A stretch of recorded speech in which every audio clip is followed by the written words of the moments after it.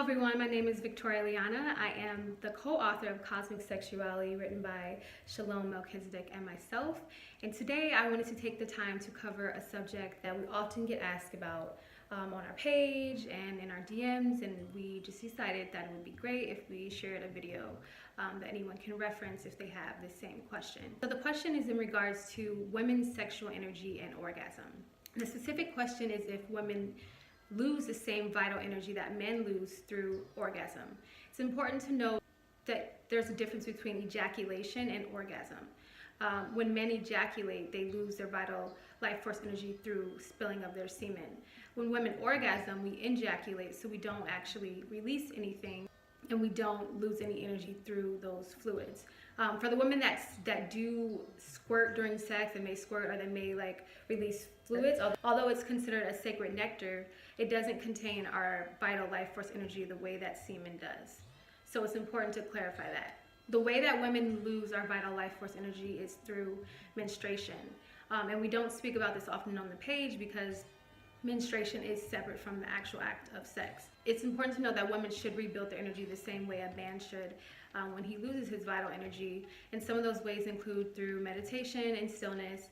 You can also juice, and specifically there's a life force blend that we share within our books and on our course that can help an individual rebuild their life force energy, both man and woman. There are other ways to rebuild your energy, but I'm not going to go into depth in covering all of them right now because I wanted to just stick to answering the specific question.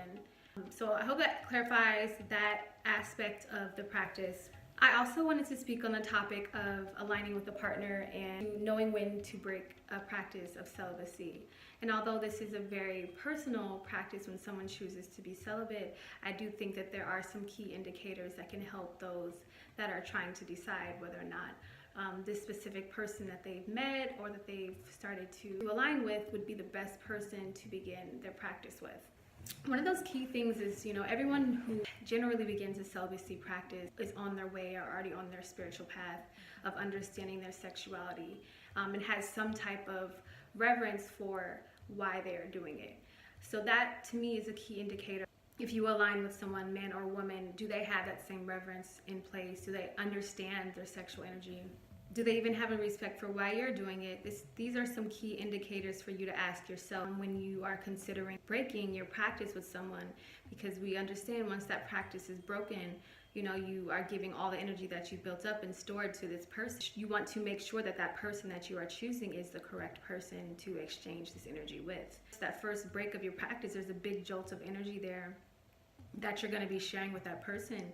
And you want to make sure that now that you've given your energy to someone else, that they're going to respect it as such and be able to reciprocate it and not just take it and run with it, and take that spark that you've now given them and utilize it in other people and in other ways that aren't conducive to building an actual foundation with you.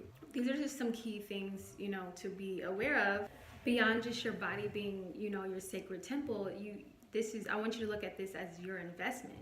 It's the same currency as money. Would you save up $1 million and then go and just loan it to someone that is not capable of paying it back to you, reciprocating back with you, building something from it? You want to look at your sacred energy in the same manner, as it being something of significance to you because it is your energy that you're choosing to share with someone else. And this is why your awareness to their practice is important.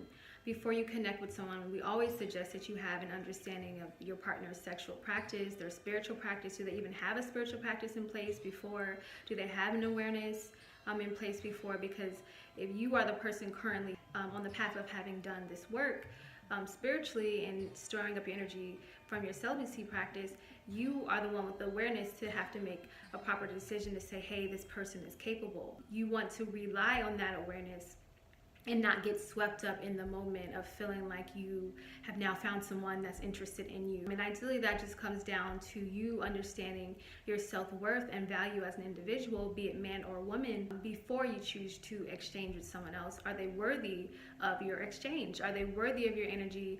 Are they worthy of the connection? Because at the end of the day, if they're not aware of these things, then you can't also expect them to be accountable for your feelings if the situation goes in a different direction that you want it to go. You have to utilize your awareness in any situation that you are in to decide whether or not the person is capable of reciprocating, capable of being loving, being open, being selfless, and being aware of what it is that you are exchanging together.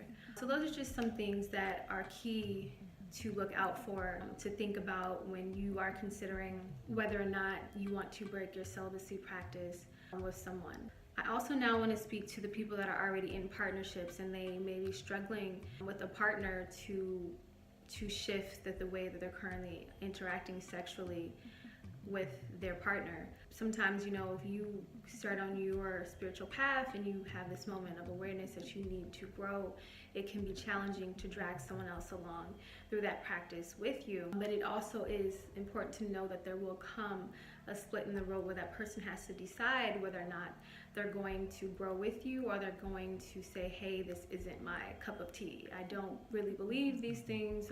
Not interested in these things. And of course, your relationships are sacred. You have to make the best choices for yourself, but you also want to make choices that can continually unlock your growth and don't leave you in a place of stagnancy. Especially, I want to cover both sides for the man and woman. If you're a man that wants to now practice semen retention and you have a partner that's used to just making you release your semen constantly through ejaculation, in that relationship, it will virtually be impossible for you to continue on in that way. Once you have an awareness of why the practice is important, you would have to make a decision whether or not to remain in that situation or to give your partner the opportunity to grow, or say, hey, I can't continue in this way, because that is your vital life force energy that you are now responsible for maintaining.